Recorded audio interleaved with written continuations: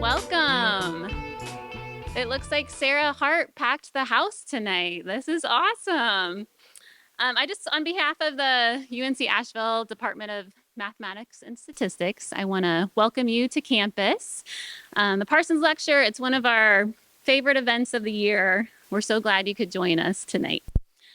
Before we get started, I also want to pitch another event that's happening soon. In honor of Pi Day, we're hosting a Pi Day fun run on March 16th on campus at, of course, 3:14 p.m. And of course, we'll be walking, running, skipping 3.14 miles and have delicious pie for you afterwards. And if you're like me some years when I have my kids, sometimes we just take a shorter route, and that's okay too. So it's really for everyone. So if you're interested in learning more about our events, our programs here, love to connect with you. It's my pleasure to introduce my colleague, Dr. Dave Pfeiffer, who will share a little history about Parsons Lecture and introduce our speaker tonight. So thank you, Dave.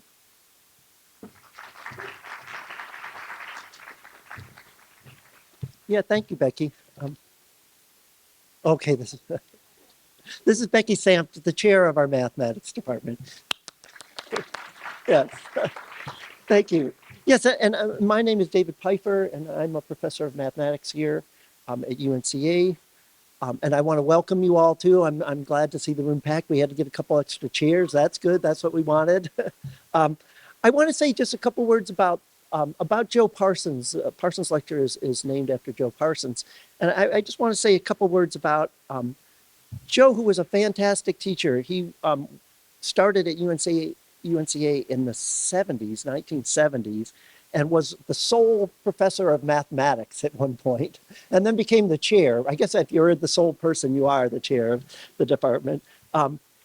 He helped when the campus moved to this location. It had been up on Town Mountain Road in that castle up there, and he helped develop the campus, including putting the library where we have it, where you walk out and you see Pisgah. That was one of the things Joe really wanted to have happen with the campus, and that's a beautiful view of Pisgah. And he helped develop the first 4-year curriculum, and that includes the humanities program, which I'm sure all you students love. It's a great program. Joe did some wonderful stuff. After he retired, he still stayed in contact. He donated money to the department that we use for scholarships. There's Parsons Scholars in the department that get scholarship money from that fund. He would go to lunch with students. We would take scholarship students out to lunch once a year, and he would come to lunch and tell them jokes, to joke with the students.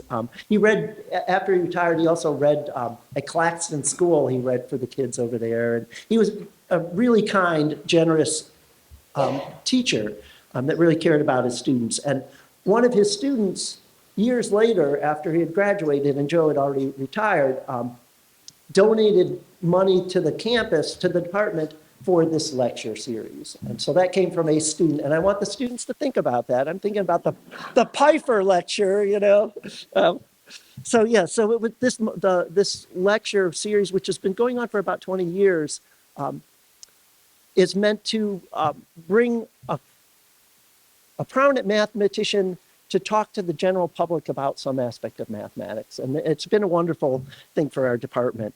And I think for the math community, we've got people here from lots of different schools and stuff. It's been a real good community builder. So I thank Joe Parsons for all he did for us. So I also want to say something about Sarah Hart, Professor Sarah Hart. We are honored, and I can say a couple. This wasn't even that long ago. I don't think even a year ago. I heard about Sarah from something I was maybe MoMath or something like that. And I wrote and said, she's talking about literature. I'm into art and literature and math and how they mix together. And I just love that kind of stuff. And so I thought, oh, it would be great to have her here. And I said, if you're ever around, we would love to have you come. And she's from London, so it's a long ways. But it turns out that on Saturday, she's going to be at Clemson. And so we worked it out. So she actually said, oh, yeah, I'm going to be in your neck of the woods very soon. So we're very honored. And I'm really delighted to have Professor Hart here. Let me say a few words about Professor Hart. She has an MA from Oxford in mathematics, a Master's of Science in mathematics from the University of Manchester, and a PhD in mathematics from the University of Manchester Institute of Science and Technology. She had a career. She went to Birkbeck College in London, where she worked for a while, and then had a position from 2020 to 24 at Gresham College in London. This is an interesting college. Gresham College was founded in 1597, and they hired 7 faculty, and these faculty sort of it sort of parallels the liberal arts, the 7 liberal arts, and these faculty are hired just to give 6 lectures every year on their topic to the general public. And it's a very prestigious position. Some of the people that held this position before Professor Hart are Isaac Barrows, who some may recognize as Newton's teacher, right? Newton's teacher had this position. Robert Hooke, Hooke's Law, right, had this position. Roger Penrose, some very famous geometers and mathematicians. Sarah's research is based on group theory, which is what I do. She does a very similar group theory, studying Coxeter groups. I study art and groups, they're related. And so I was very excited to have her come talk about that, so I could talk to her about that. But what she got interested in later in her career was, I think maybe reading Moby Dick to you, finding mathematics in Moby Dick. So she wrote an article about mathematics and Moby Dick, and then this became maybe an obsession of finding mathematics in literature and writing about it. So recently in 2023, she published a book, Once Upon a Prime, The Wondrous Connections Between Mathematics and Literature. Wonderful book. It was on the New York Times Book Review Editor's Choice, and it won the Euler Book Prize, which is the MAA prize. So I'm just delighted that tonight we have Professor Sarah Hart giving our Parsons Lecture. Thank you for coming, folks.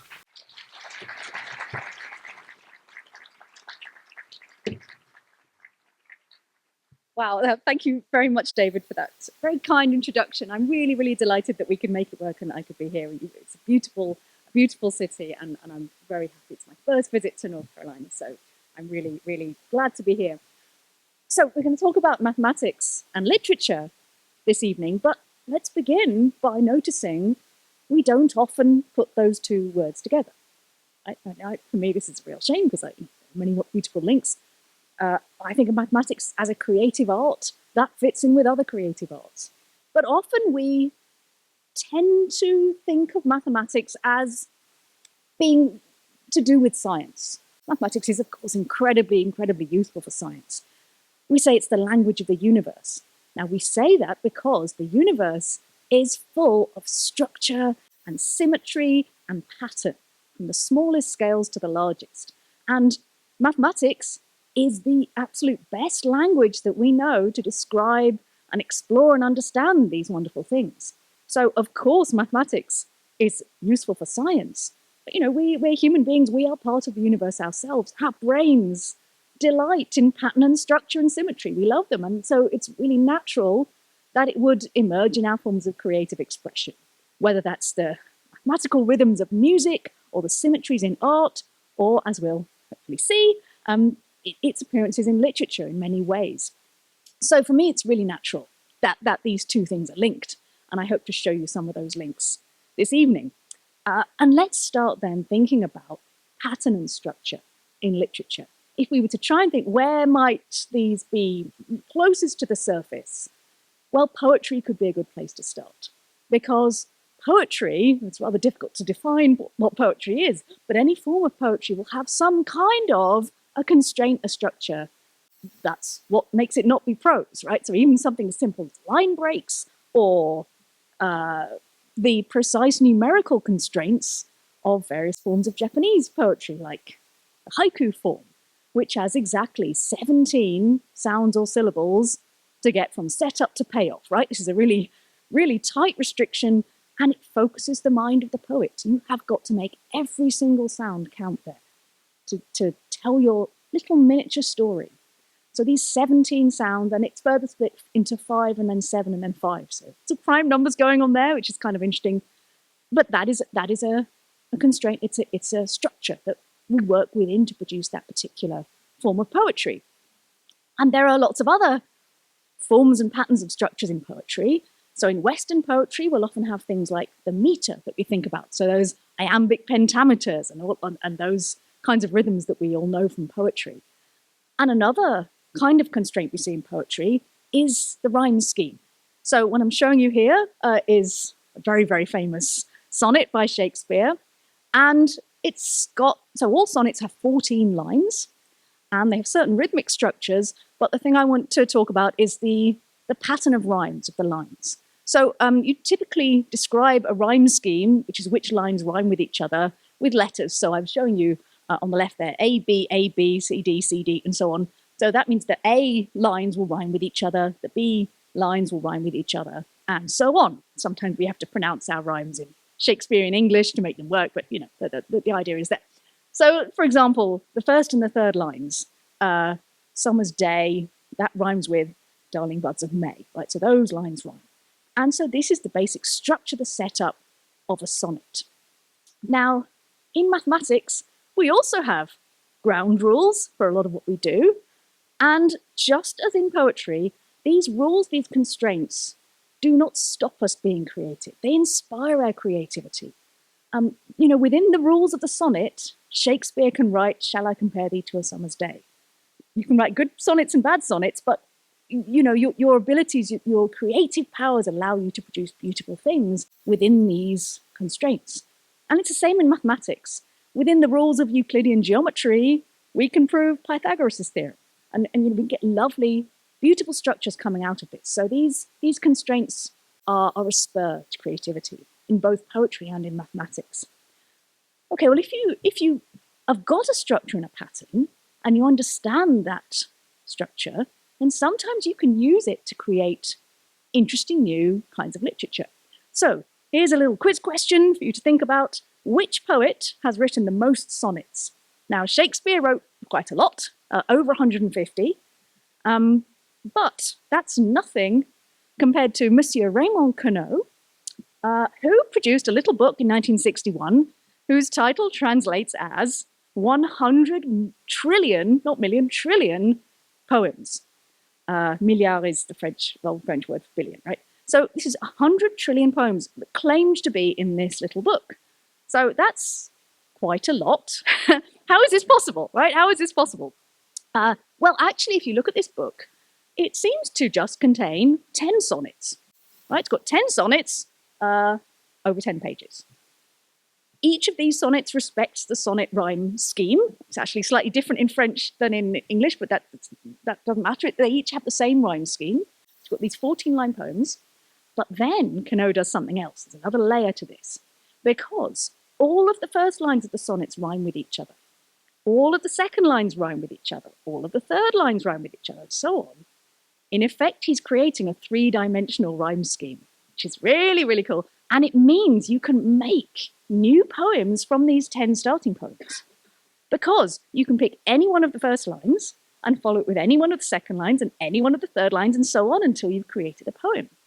And actually, some versions of the book make this something you can physically do because they're like little flip books. So you can physically move the pages and make the poem that you want to make. So your choices will create these poems. So then how many poems are there? Well, It's 10 choices for line 1, times 10 for line 2, times 10, times 10, times 10. So 10 to the power 14. So a 1 with 14 zeros after it. And that, if you work it all out, that is 100 trillion potential poems in this book. So this is a very cool thing. I think, though, so there is a question one could ask at this point. One could say, okay, yes, it's clever, but is it art or is it just artifice? Does this qualify as being literature, or is it just like a souped up crossword puzzle type thing, which we could all enjoy, but, there has to be something more going on to make it really be art. Now, I think for me, this qualifies, and the reason is because it raises very interesting questions about these poems. So, do they exist? Do these poems exist in any way? Like, did Raymond Queneau, has he written 100 trillion sonnets? Now, okay, yes, but say he has, but actually, can you really be said to have written a thing that you haven't read? And I know he hasn't read all of these sonnets. I can prove this to you right now.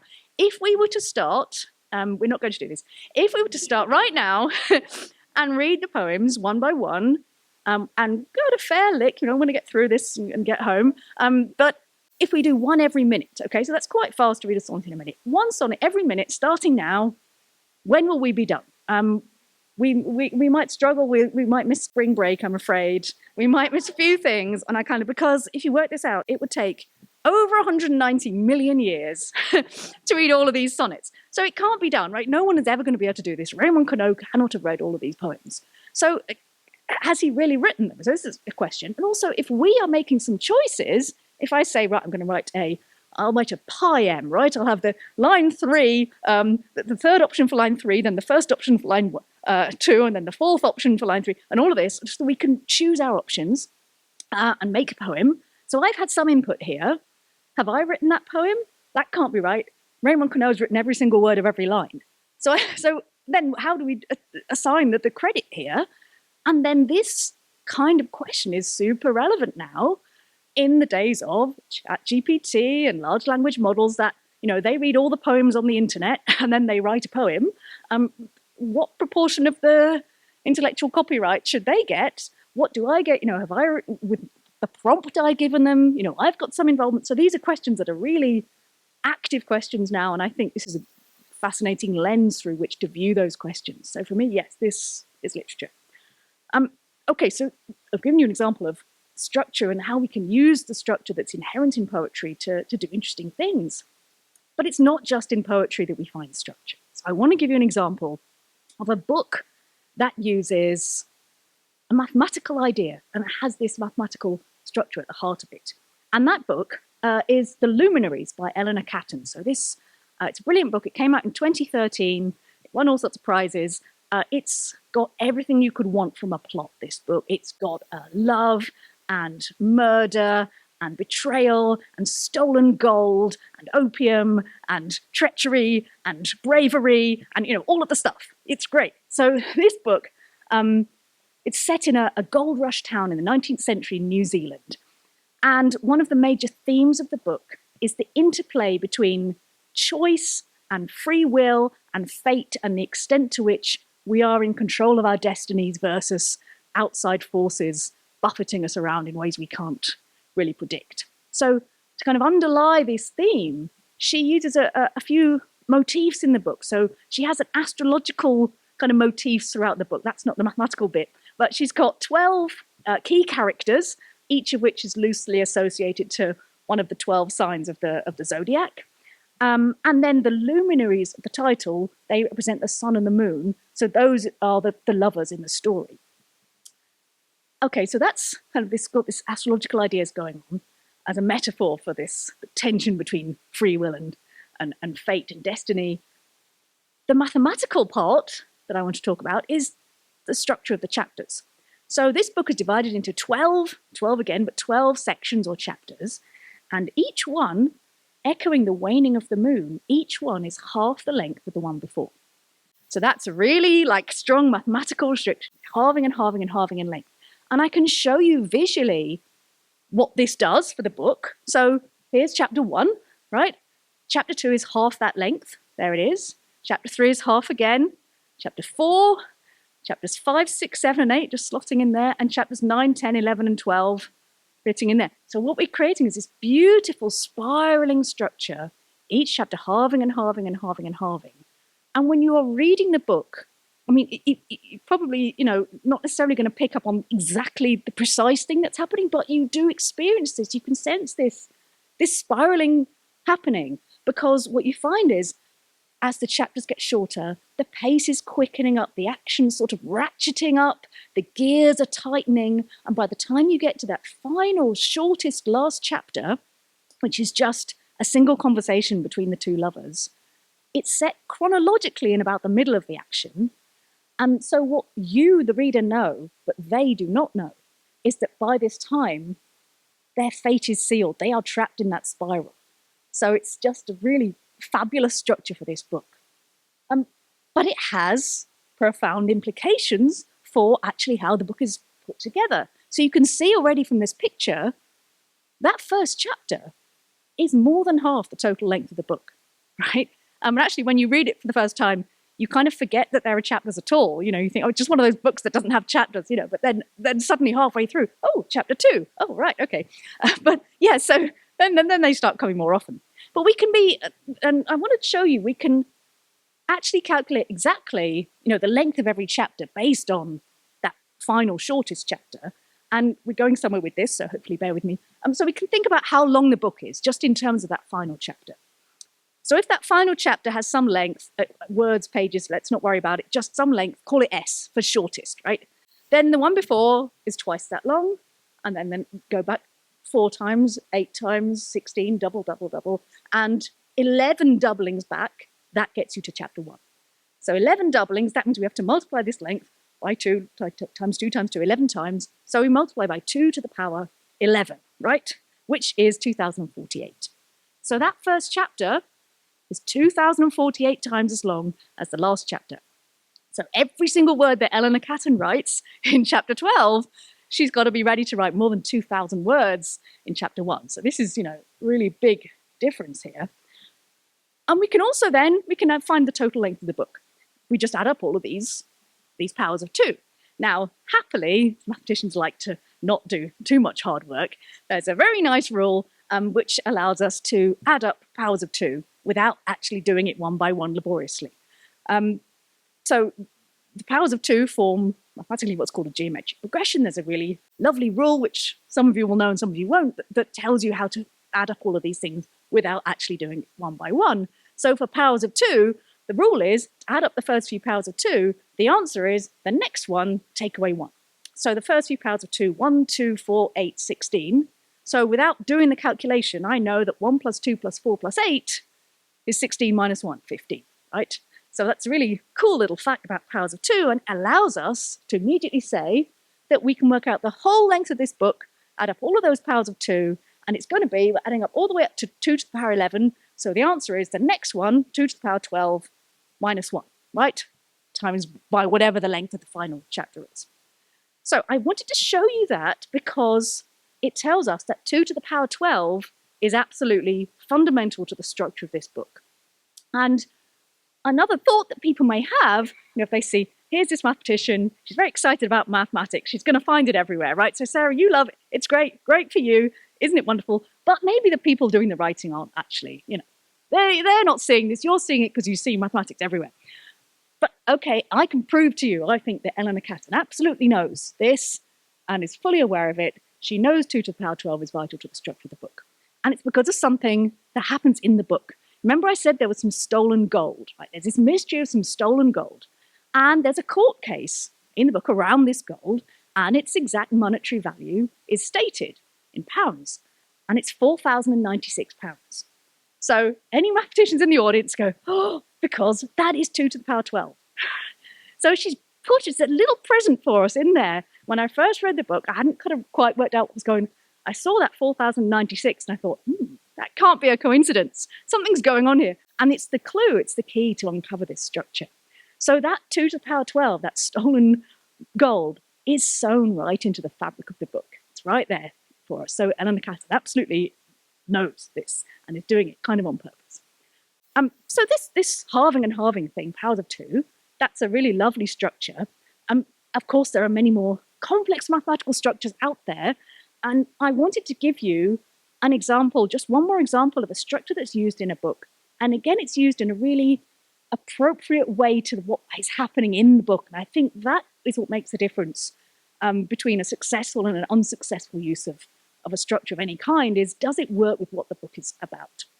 So I'm going to show you this structure and give you a little bit of a story around it. So the mathematical object we're going to look at, its roots begin a few centuries ago in the parlors of aristocracy in France, and they would while away the winter evenings playing at cards and doing card puzzles, trying to solve them. So I'm showing you actually a solution to a puzzle, which seems like, that's not fair play. But luckily, there are lots of other solutions to this puzzle. So when I tell you what it is, you can still have plenty of fun trying to find more solutions. So the puzzle is, you take a standard deck of cards, and you take the highest 4 valued cards of each suit. So the Jack, King, Queen, and Ace of each of the 4 suits, so spades, hearts, clubs, and diamonds. So that gives you 16 cards, and your job is to arrange them into a square like this, so that in every row and in every column, there's exactly 1 card of each suit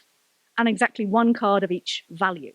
So we want it to be, as it is here, that every row has exactly 1 ace in it, every column has exactly 1 ace, every row has exactly 1 diamond, every column has exactly 1 diamond, right? That's the rule. Sort of like a more elaborate kind of Sudoku, right? In Sudoku, you've got to have the numbers 1 to 9, and each number has to appear exactly once in each row and column. Well, here there are 2 things happening at once. You've got here, it's like card values and suits, right? So it's like a double sort of Sudoku type effect. That's not the proper mathematical name for it. Okay, so, but there are many solutions to this. It's doable. There are lots of ways to do it. So after a while, maybe people were thinking, okay, I've done this. I want a harder challenge. And just such a challenge arose a few decades later in the imperial court of Russia in St. Petersburg. Everybody was going crazy trying to solve the 36 officer problem. So this is basically an order 6 version of this card puzzle, right? The cards, you've got to make a square of side 4, you have 16 cards.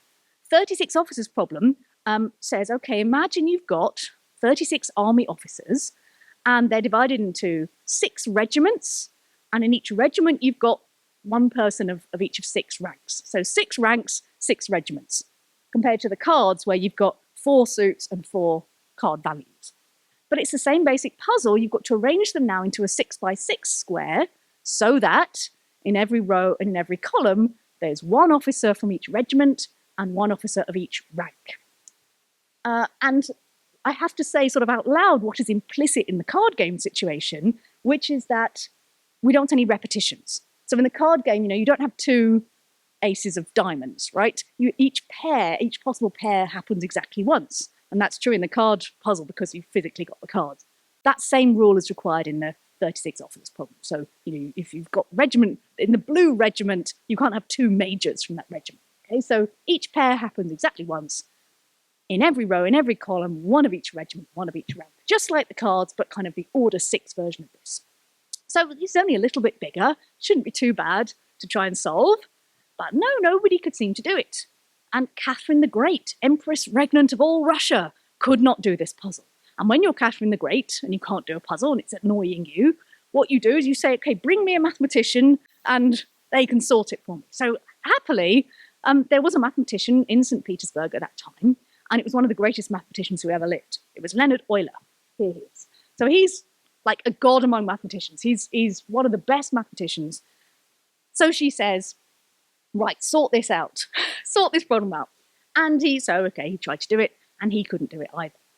And if he can't do it, then maybe it can't be done, right? So he's got to thinking about this. And of course, like any mathematician, we almost always can't do things. So we try a simpler version of the problem. So he looked at different sizes of this problem. So the card version, that's a kind of order 4 version of this problem. 36 officers, that's an order 6. So we tried, can I do it for order 1? Yes, you can.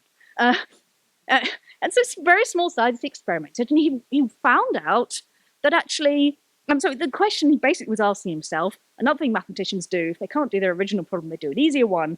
And then they say, can this be done? And for which values, for which numbers can I do this? For which values of n is this solvable? That avoids you still not being able to do the original thing, right? So you still feel better about yourself. So he found ways to produce these structures, which are called orthogonal Latin squares, that they actually have many names. Euler called them Greco-Latin squared because you've got two things you're trying to fit together, and one of them he represented with Greek letters and one of them with like the standard Latin letters. So he called them Greco-Latin squares. Sometimes people call them double Latin squares or bi-Latin squares. I've decided I'll call them orthogonal Latin squares. So do these structures exist? And for which numbers? So he found that actually any odd number you can do, and he found ways to do that. Any number that's a multiple of 4 you can do, so 4, 8, 12, and so on. You can play around with this, and very quickly you can show you can't do an order 2. So 2 by 2 square, however you try and fit the things together, it doesn't work. So 2 is impossible. 6, nobody seems to be able to do. So then you're sort of spotting a pattern. You made a conjecture, which is that you can always do this puzzle for if your number is a multiple of 4 or it's an odd number, but you cannot do it when you've got an even number that isn't a multiple of 4. So 2, impossible, and that you can show that quite quickly. 6 seems like it's impossible. And so then here he says, okay, he thinks it's impossible for 2, 6, 10, 14, and so on, those numbers. And so when Euler, he's a great mathematician, when he makes a conjecture, he's usually right. And sure enough, a few decades later, a French mathematician called Gaston Tarry proved in a method aptly known as proof by exhaustion that the order 6 case was impossible as well. I mean, he didn't absolutely check every single possibility by hand directly. What he did was kind of show that you could reduce the number of cases to some smaller collection, but it was still a very, very large number of things to check. And he did it laboriously, pre-computers. He did this, and yet it really is impossible. The 36 office problem is indeed impossible. So it's looking good for Euler. Until 1959, when, very excitingly, 3 mathematicians found order 10 orthogonal Latin squares. And this was big news. This is the cover of Scientific American, November 1959, showing one of these structures. Euler was wrong. This is absolutely, really exciting. And actually, very soon, people have found that you could demonstrate these structures for all of these numbers from 10 upwards, 10, 14, all of them you can do. It's only 2 and 6 that you can't do. So, poor old Euler, because these were the numbers he had, and you can't really, at that point, 10 is just very hard to try and even begin thinking about. So, yeah, these structures exist. The order 10 orthogonal Latin squares exist. And so if you are writing a novel, one of whose themes is failure, what better mathematical structure to use to underpin it than this motif of like the one time Euler failed, got something wrong. And this is exactly what Georges Perec did in his novel 1978. The English title is Life, a User's Manual. It's set in a Parisian apartment block, 10 by 10 apartment block, so there are 100 rooms. And he uses this orthogonal Latin square structure. How does he use it? Well, every chapter is set in a different room. And each chapter is given its own kind of particular flavor through the use of the structure. So what he did was he had lists of 10 attributes. So it might be 10 colors, 10 fabrics, something like this. And then he used the structure so that every pair, every combo of those things appeared in exactly one chapter, in exactly one room. So, there's only one chapter that features, let's say, yellow velvet, and there's only one chapter that features green silk, right? So every chapter gets its own particular feeling to it, flavor to it, because of this structure. So it's a really interesting way to give your chapters their own feeling to them. And in this book, I've said one of the themes is failure. So there are lots of characters who are trying to do things but not quite managing it. There's a character who's, I can't remember why, he's trying to assemble 100 different jigsaw puzzles of different places around the world, and then he kind of dies before he can fit the last puzzle piece in the last place. There's one other bit of mathematical structure in this book, and that is, how are we going to decide the order of the chapters? We've got this 10 by 10 array. Which rooms are we going to visit? What's the order? Well, The chapters follow a knight's tour of a 10 by 10 chessboard, right? So that's really cool. But remember I said this novel is about failure? Something interesting happens. The knight's tour is never completed. The book only has 99 chapters. And he's so cheeky. He blames for this the little girl on pages 295 and 394. It's all her fault. She skipped past one of the rooms, and that's why it's missed out. So this book, it's got a lovely structure, but it also deliberately has some incompleteness to it. So it's really good. So that's kind of a few examples of structure, mathematical structure, that appears in and enhances literature. We can play around with it, we can exploit it to make new literature, we can use it to kind of enhance the themes of what we're writing about. So this is, it's all really just some wonderful examples of that. But there is another way that mathematics can interact with literature, and that is in our choice of language, the words that we use, the symbolism, the metaphor, and the allusions. And in every kind of writing, there are examples of this. And even in the most kind of basic and elemental forms of story, there is a mathematical symbolism. So what's the most basic kind of mathematical object that you learn first in your life? It's number, right? Now think about fairy tales, folk tales, religious books. They are all full of symbolic numbers. I'm showing you just a few pictures of randomly chosen fairy tales from my brain. Right, so Goldilocks meets 3 bears. Right, Snow White meets 7 dwarfs.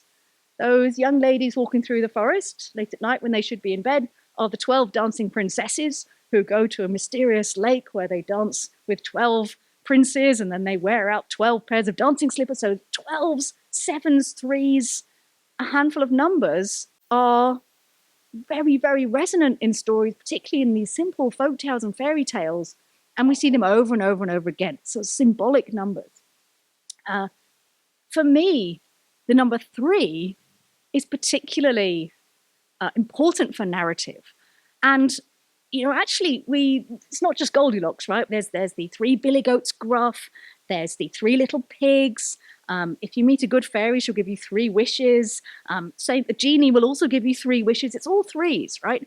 And we see this even in our language as well. Lots of proverbs have things coming in 3s, bad luck or good luck, but also, our phrases involve 3s. When we run a race, we begin it with a 3-word phrase, ready, set, go. Then at the end of the race, the top 3 people win 3 medals, gold, silver, and bronze. And we all say, hip, hip, hooray, right? All of these 3-word phrases are just, they're everywhere in our language. And actually lots of different artistic disciplines will have a rule of 3. Lots of interior design. Put your 3 vases. There are rules of 3 in architecture, in writing, in photography, in comedy, just everywhere you see these 3. 3 is such an important number. And for narrative particularly, I think there's almost a geometrical explanation why we see 3 so much, particularly in these simple, powerful fairy tales.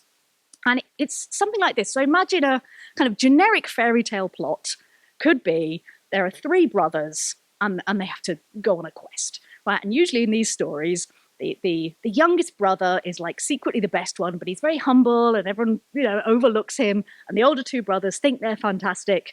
And, you could write this story, right? You know how it's going to go. But the first brother, he goes off on the quest, right? And he thinks he's great, but he fails. So this is one point in space, is one data point. The first brother has failed, okay? We don't really know anything much at this point. But now the second brother goes off on the quest. He also thinks he's great. He also fails. So now I've got 2 points in space. When you've got 2 points define a line. So you've got a line. When you have a line, you have a direction of travel, you have an expectation. And now the 3rd youngest overlooked brother, who's secretly the best all along, he comes along, he succeeds. We've now got a much more interesting story. We've had this expectation which we have subverted. And geometrically, we've gone up a whole dimension, right? We've made a shape now. This has become a much more rich structure. So 3, geometrically, is the smallest number of points you need to create a shape, 2-dimensional shape. And in narrative, it's the smallest number of times you can repeat an event in order first to set up an expectation and then to confound it. So we see this in narrative, and in these very simple stories, fairy tales, they don't have space for lots of extraneous details and, building lots of characters. They get the story across very quickly. So this 3 is what you really often see. But you also see it in jokes, right? In a different context, there are certain kinds of joke. There's a class of joke, which is 3 people, and, insert your favorite cultural stereotype choice. I will not do that. But there are 3 people, and like 2 of them are sensible, and 1 of them is an idiot. Okay, you can choose how you assign those. But then they are faced with some situation, and the first 2 react sensibly, and then the third person does something ridiculous, and that's where we know it's a surprising, silly thing, and that's why we laugh. So it's the same basic structure: set up an expectation, subvert it, which makes for those kind of jokes. So 3 is a very important number in narrative, and you see, symbolic numbers are just everywhere. Once you start looking for 3s, honestly, you'll keep seeing them all the time. This, of course, is, number is one of the most fundamental aspects of mathematics, but there are lots and lots of really sophisticated mathematical allusions that we find in literature. And as David mentioned in the introduction, kind of my way into all of this was by finally reading Moby Dick, which is one of those books. It's like, I must read this, but it felt like homework. It's the great American novel, you have to read it, otherwise you're uncultured and boorish and shouldn't be allowed in polite society. So I sort of, slightly rebelled against this for many years, and then one day I thought, no, this is silly, I'm going to read it. People say it's great, and it is great. If you haven't read it, it's fabulous. I'm sure you all have, you're better than me. But anyway, it's a wonderful book, but right from the start reading it, I was really struck by there are so many mathematical allusions that Herman Melville uses. And he just enjoys them. Right? No one's got a gun to his head saying, you must mention conic sections here. He's doing it because he likes this stuff.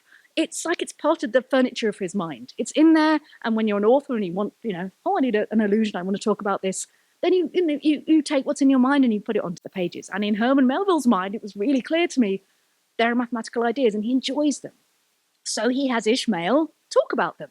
And there are lots and lots of these things right from the start. So, I won't tell you all of them, there's far too many. But for example, they're peppered all through the book. So at one point, Captain Ahab is saying that his cabin boy is very loyal. And he says, thou art loyal as the circumference to the center. Right, this is a really apt metaphor, because the circumference of a circle does loyally stay exactly the same distance from the center all the way around. So it's kind of a nice little way of expressing that. The one I want to mention to you, though, involves my favorite curve of all time, and I want it to be yours as well, and it's called the cycloid. And this is something we don't necessarily, it's not a well-known curve, let's say, out of the mathematical world, but I think it should be because it's fabulous. I'm going to show you one being made, okay? You roll a wheel along a road, and you follow a point on the rim of that wheel as it rolls, and you see where it goes. And the path it's tracing out there, that arch, that's a cycloid. Okay, so it's a simple setup, right? We kind of understand what the question is. What is that curve? I like those kind of ideas where you don't have to have a degree to understand even what the question is. So this curve, that's the cycloid, nice definition. Mathematicians in the 16th, 17th, maybe early 18th century were really, really obsessed with this curve. It's got fabulous properties. And trying to understand and be able to prove things about this curve was a challenge that really enticed and intrigued many, many mathematicians. And like literally any mathematician we've heard of from that kind of time studied the cycloid. I've written a few names down on this slide. This statue here, this is the statue of Blaise Pascal that's in the Louvre in Paris. And what's he doing? He's studying a cycloid. Like for all eternity. This is how he's portrayed. He's looking at the cycloid. He actually credited the cycloid with bringing him back to mathematics. He'd been doing mathematics, and then he thought maybe I should actually really just be doing theology. But one day he had a really terrible toothache, and to distract himself from the pain, he thought, I've got to think about something super enticing. So he thought about the cycloid, and it worked. And then he forgot about the pain. So he took this as a sign, from the Almighty that it's okay to do mathematics. And so then he started doing mathematics again. So he loved the cycloid. Galileo studied it. He said he'd spent 50 years thinking about it, and it was really beautiful. Mersenne of, Mersenne Prime's fame Descartes, Fermat, Fermat's last theorem fame, Pascal, Newton, Leibniz, all of them study this curve. And it got these beautiful properties. So I'll tell you a couple of them. Things we want to know about curves. When you learn about circles, you learn the circumference of the circle, you learn the area of a circle, right? This is kind of basic questions about curves. So for a cycloid, what's that area under the arch? And what's the length of the arch? These are two questions people were trying to work out. It took a long time to solve them, and the answers are lovely. So the area under that arch is exactly 3 times the area of the circle that makes it. Lovely. The length of that arch, Christopher Wren actually was the first person to find that formula. So Christopher Wren, architect of St. Paul's Cathedral in London, he dabbled in architecture, sure, but really he was a mathematician. And he was the first person to find the length of the cycloid. It's exactly 4 times the diameter of the circle that produces it. So it's really simple, lovely properties here. Nice relationships between the cycloid and the circle. So that's already beautiful. And this curve, in fact, it's so beautiful, it got this nickname, the Helen of geometry, like Helen of Troy, right? It's a beautiful thing that people want to look at. Also, though, I have to say, another aspect of the Helen of Troy story was relevant here, because this cycloid also did cause a few squabbles, let's say, between people. People got very exercised about who'd done which thing first, who was taking the right approach. So there's this letter that I think it was Fermat sent about Descartes, saying Descartes' approach to tangents to the cycloid is ridiculous gibberish, which is a little not very polite language. There were arguments about this beautiful curve. But it's got lovely properties. And it's got an unexpected property, because it doesn't seem to relate to how we made this curve. And I'm going to let Ishmael tell us about this property. So Ishmael, we know the story of Moby Dick. He takes a job as a deckhand on a whaling ship with Captain Ahab. And, when you're on board ship, there are times of when there's not much going on. And in these times, Ishmael kind of daydreams and thinks about things. And sometimes he thinks about mathematics. So there's this little passage where he's got a horrible job to do, actually. He's got to clean out the trypots. Now, on a whaling ship, you had these great big cauldron-like vessels, trypots, where they kind of boiled down the whale blubber, and it was all horrible messy, and then you have to clean them, right? So here he is. He says, this is a place of profound mathematical meditation. It was in the left-hand tripod of the Pequod, that's the ship he's on, with the soapstone diligently circling around me, that I was first indirectly struck by the remarkable fact that in geometry, all bodies gliding along the cycloid, my soapstone, for example, will descend from any point in precisely the same time. So this is, okay, so what's he talking about there? He's talking about a very famous mathematical problem called the Tortichrome problem, which is this, and people were interested in this because they wanted to make better clocks. They wanted things that would always happen in the same time. So the question is there some kind of curve where, if you make a surface in the shape of that curve, and you then have a little particle like a marble or something, and you just release it, it'll go down to the middle of the curve, to the bottom. Is there a curve where no matter where you release that particle from, it gets to the bottom in the same time? Now that feels impossible, right? Because if you're near the bottom, you've got less far to go. Surely you're going to beat some particle that's up here. But then, actually, maybe the one up here has more potential energy. It's going to pick up more speed. It'll go faster. And so is there maybe some curve out there? The answer is yes. That actually these things balance out, and it really does have this property that everything reaches the bottom at the same time. And there is a solution to this. There's one solution to this, and it is the cycloid. So it crops up in this unexpected context. So this is just another of these wonderful properties of the cycloid that makes it the best curve that there is. So yeah, wonderful curve, and just one of the mathematical illusions in Moby Dick. Now, there are illusions in Moby Dick, but it's not kind of about mathematics per se. Sometimes a sort of stepping point to that, we get books where there's a kind of running bit of mathematical symbolism. And, okay, here's one, Life of Pi. Now, okay, I know that this is not about the number pi, right? It's about a boy whose nickname is Pi, and he gets stranded at sea for obscure reasons for months at sea with a very angry and grumpy Bengal tiger named Richard Parker. if you're a group theorist, actually, there's a famous mathematician called Richard Parker. That isn't the mathematical link. That isn't the mathematical link. But this boy Pi, he takes this nickname, and he says, look, I took refuge in this Greek letter, the elusive, irrational number with which scientists try to understand the universe. And he finds refuge in it as his nickname. But through the book, there are lots of allusions to the mathematical properties of the number pi. So he mentions here it's an irrational number. What does that mean? It means it can't be written exactly as a fraction, as a ratio of two numbers. It's a decimal that goes on forever.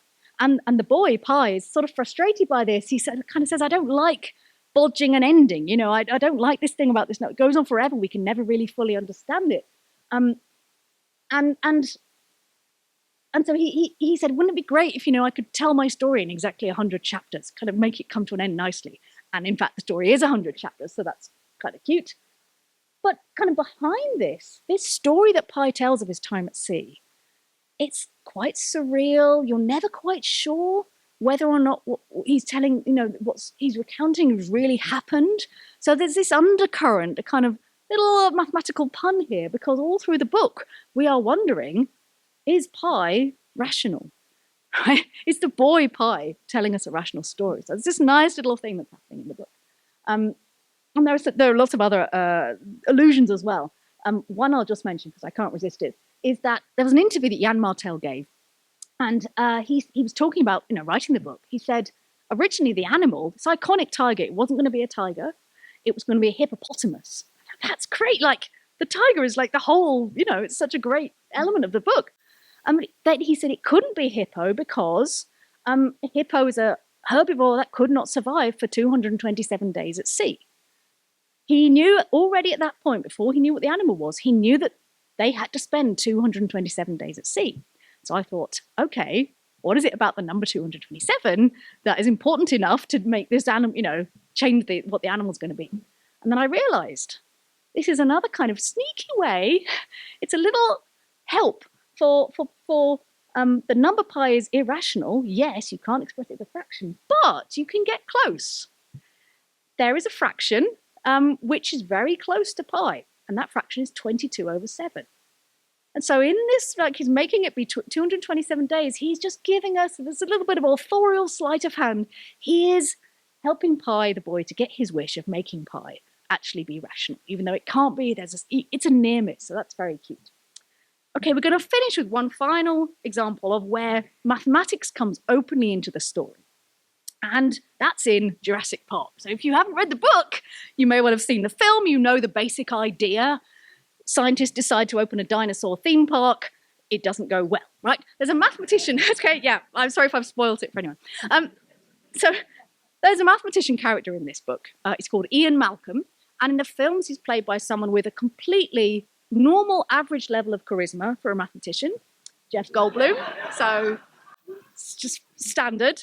And in this book, so the role of Ian Malcolm is to be a kind of Cassandra and say, this is all going to be a disaster because of the mathematics of complex systems, because of chaos theory, because actually in a situation which is complicated, we lose the power to predict what's going on. And the classic example of this is with weather, the so-called butterfly effect, right, where a butterfly flapping its wings or not, somewhere in the Brazilian rainforest can cause tiny little fluctuations in air currents, which magnify, and then until it may or may not cause a big storm or something. So that is a classic example. And Jeff Goldblum / Ian Malcolm is saying, mathematics tells us we can't be so confident that we can predict this. So that is in the film that's there, but in the book there's an extra little treat, a mathematical treat, a series of diagrams that begin each section of the book. There are 7 sections, and this diagram kind of grows and gets more complex as the book continues. It's never alluded to in the text, it's just sort of there. And I'm going to show you this, briefly what this is, and it's a very, very simple process. So I should have got a big piece of paper. What you do is you get a long strip of paper, you fold it in half, unfold it, now you've got like an L shape, like that. Okay, now do it again, but fold it and make 2 folds. So fold and fold again, and unfold, and now you get a kind of zigzag like this. Do it again, 3 folds, 4 folds, and you start to get this like a zigzaggedy picture. And at some point, your paper gets too unwieldy to use, so you can just mimic this on a machine. And you mimic the process by saying, okay, what are we doing when we're folding? We're turning a straight bit into a bent segment. So you can just get a machine to do that. And at this point, you're like, okay, it's if I had an afternoon, I could sit down and I could kind of work out what's going on. It's just some right angles. It looks okay, fairly. I think I could get a handle on this thing. So that final picture, that 4th step, is actually what happens in the beginning of the first, what they call the first iteration of the book. It's actually step 4, but that's okay. So here it is. And then here's the next one, the 2nd iteration, the 3rd iteration, the same process. It's still looking sort of manageable, but this is us being fooled. This is something that appears simple to begin with. Here's the 4th iteration, here's the 5th, here's the 6th, and here's the 7th, right? By this point, we're starting to get a hint that this is a complicated thing, that we started such a simple process.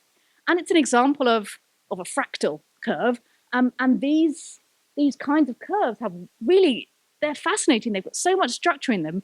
They have things like self-similarity, which is where within the whole, you get smaller copies of that design that are repeating, forever and ever. So if we were to continue this infinitely many steps, this iteration, so it's a very complex design that emerges from a very simple process that we might have thought we could understand.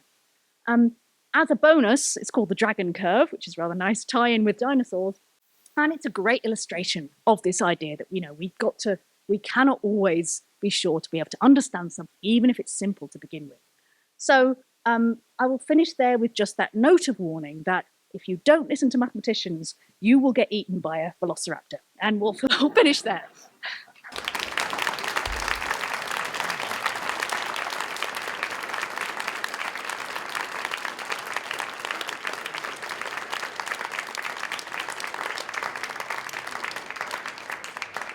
Thank you, Professor Hart. That was wonderful. That was wonderful. Thank you. I'm wondering if there are any questions. We have a little time for some questions. Pat's got a microphone here, so if you want to ask a question, wait till Pat gets you the microphone so that we can get it recorded on. No?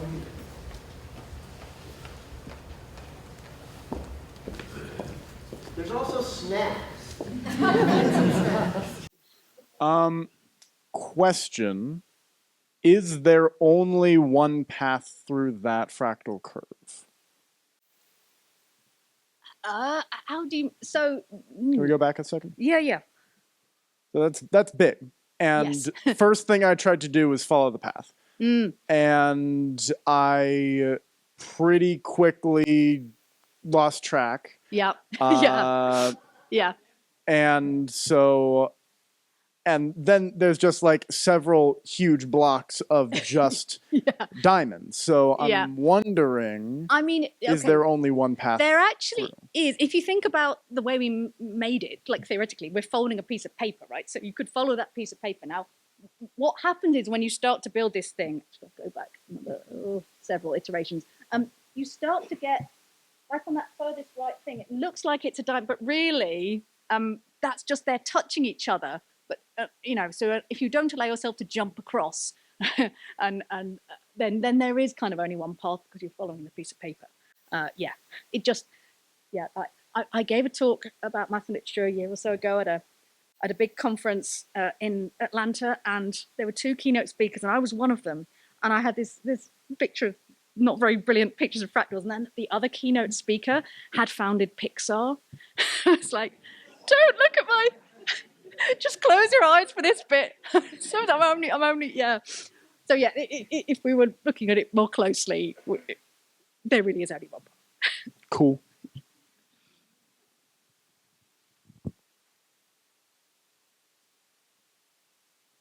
So I understand that shape is not really defined as a 3-dimensional thing because it's just like a line thing that keeps folding. But if you made that into like a 2-dimensional shape, would that be a reptile?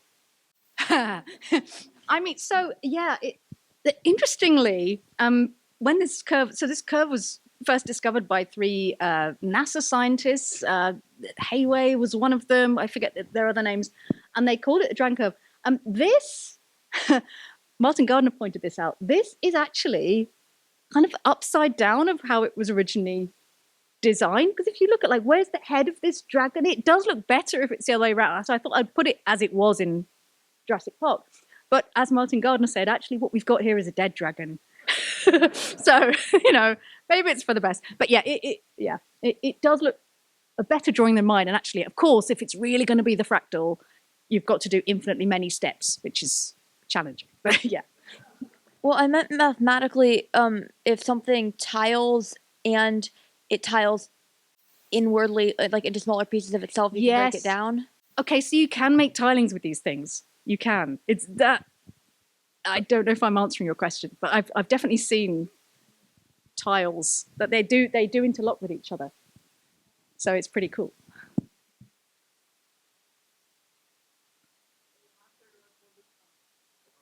Thank you. I think I could have just yelled it. Yeah. But, the author of The Luminaries, Yeah. is she a trained mathematician? No, Is this intuitive, it's mathematical mind? she's not a trained mathematician, but she enjoys mathematics. I mean, and this is something, you know, I think there's not as much of that as there used to be. So I like to say to my students sometimes, did you know that there was a president of the United States who in his spare time found a completely new proof of Pythagoras' theorem? And then I tried to let them guess who that was. Does anyone know who that was? Garfield. It was okay. So it was Garfield, right? It wasn't any of the more recent ones.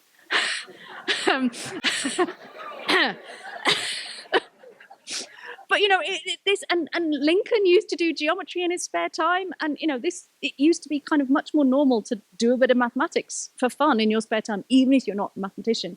And Eleanor Catton, yeah, she enjoys mathematics, but she's not got high level training in it. So you know, it's actually to get the kind of the star charts right that she was trying to work out with, that's quite a mathematical thing.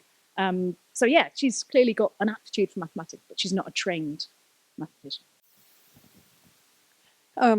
I mentioned to you before the talk that I just happened to be reading a science fiction book called We, which is considered the very first dystopian science fiction book written by a mathematician and engineer, and it's full of math. My question is, when mathematicians write fiction, do they have certain genres? Do you find them to be authors within certain arenas or not?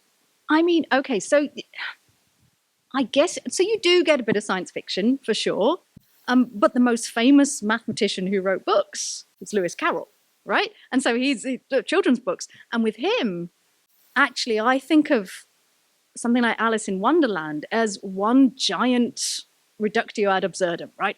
He's taking an idea for a walk and he's thinking, what are the implications of this? So if, like Alice, you can grow and shrink by eating and drinking various things, then it would be possible to swim in a lake of your own tears, right? And that's exactly what she does. Like at the beginning of Alice in Wonderland, she cries and she shrinks down, she's swimming in this lake. So he follows ideas, even absurd ideas, he follows them to like their logical conclusion. So that all of his books have this logic to them, but it's kind of a twisted Wonderland kind of logic. So with him, I really feel that mathematical sensation of just, yeah, taking things to their logical conclusion, and then you find the funny, you know, ridiculous things that happen in Alice in Wonderland. So that's, you know, for him, yeah, children's books. So yeah, maybe we should do a survey and see what a mathematician's writing about. Yeah. You didn't mention what mathematical structure is behind your book. If it's not a spoiler, I would like to know. Well, it's kind of tricky because I had various ideas for could I do something sneaky like the number of pages, and then it's like, well, it won't be like that on the Kindle and it won't be like this in the hardback and the paper, but at least one edition of this book does have exactly 256 pages, so okay, that's okay. So I was looking at this this shape, yeah and I would theoretically you should be able to fold it in on itself, but just by looking at it, there's the two bigger ones in the center. The one on the left seems bigger. Is that just me, or like it feels like you should be? By how you describe it, you should be able this in on itself, like folded in half, essentially. Yeah, But so- when you look at it, I can't see see how that would work out. Yeah, because so I think it's kind of in the middle of that big blob, right? Actually, that maybe then, because you can see like there's that big blob itself has to be folded in half. Yeah. I think there is a kind of symmetry to it. Another way you can look at it is that extra fold you can kind of put in at the beginning, so you can take that exact thing, make another one of them, and then stick it on the end, right on the end, and that creates like the next layer, because every time it's sort of doubling the structure. So yeah, there are two different ways of looking at it, really. But yeah, yeah, it's not the best picture. I did my best. I'll hide it. It's gone.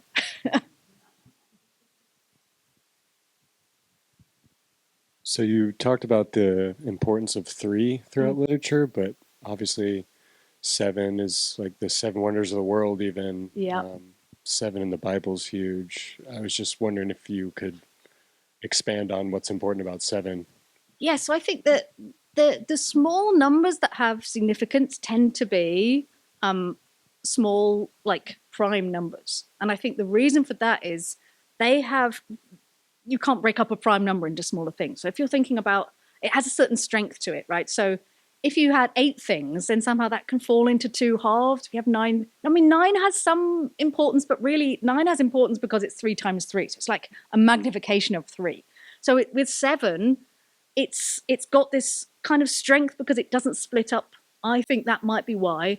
But there are also other things. There are things, and often actually when we're thinking about what numbers are symbolic, it's not often just a purely mathematical reason. So we get lots of tens and hundreds and thousands, right? That's because that's our number system. We base 10 because we have 10 fingers, right?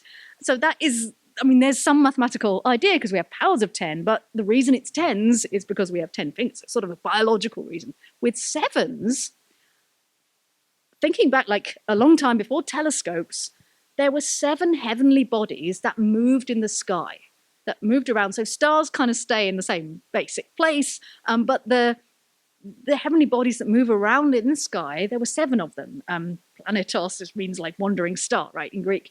And the 7 you can see like the sun, the moon, and then there were 5 planets that you can see with the naked eye. So those 7 became associated then with lots of symbolic things to do with astronomy.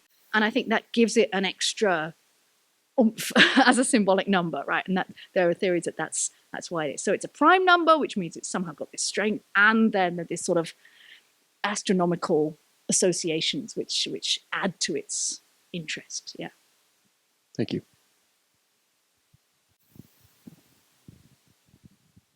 I was interested to hear your thoughts on the fact that, like, if someone reads Flatland or Gödel or Bach, they know what they're in for. Yeah. But if they read most, if not all, the books you mentioned, they have no idea what they're in for, and they probably, like the vast majority of people, don't even notice it as they go past it. Maybe it's subliminal, maybe it's not even that. I'm interested in your thoughts on that. Yeah, so I think for me, I've always been someone who, if I get a deeper understanding of a thing, like that doesn't spoil it for me, that enhances my pleasure in that thing. So if I'm looking at a work of art and I see that perspective has been used, and if I understand like perspective and how, where the vanishing points are or whatever, that makes me enjoy that work of art even more. So I think if you're reading a book and it's got a little mathematical illusion in it, and if you're kind of not afraid of exploring what that means, there's a lot of fear of mathematics. And for me, I feel so sad about that because it's a beautiful, beautiful subject. And, we all love, our brains enjoy patterns and structures. So I think if we can explore and enjoy and become, more friendly with mathematical ideas, that can only enhance our enjoyment of the great works of literature we already love. So for me, it's like I want to show people that there might be in your favorite novel, there might be a kind of nice little pattern, or there might be some little illusion, that something about geometry, or some mention of something that's just might pique your interest. And so it's out there. And I think, I'm not going to ban people from reading a book if they haven't got a certain level of mathematics. But if you see these things, I think it just adds to the fun. Yeah. One last one. We'll do one last one. Hold on, the mic's coming. I'm very impressed that there have been questions at all since David opened with "there are snacks." It's like- Maybe he's hungry. So with the cycloid, there seems to be a discontinuity. If you put a ball on the cycloid, it takes the same amount of time to get to the bottom, unless you put it at the bottom. It's always one. Why did you let him ask that? No, it's an excellent point. Yes, all right. Yes, so if it's already at the bottom, I have to say it will take 0 time to reach the bottom. So yes, you are correct, sir. Yeah. So if you're trying to make a clock, and the idea is, if you want to make a clock based on a cycloid, then you set the thing going, and the system will lose energy gradually because friction and things. But it shouldn't affect the ticking and the talking. But yeah, eventually it will come to rest, and then you're doomed. But yeah, you're right that single central point just doesn't work. Yeah. Well, let's thank our speaker.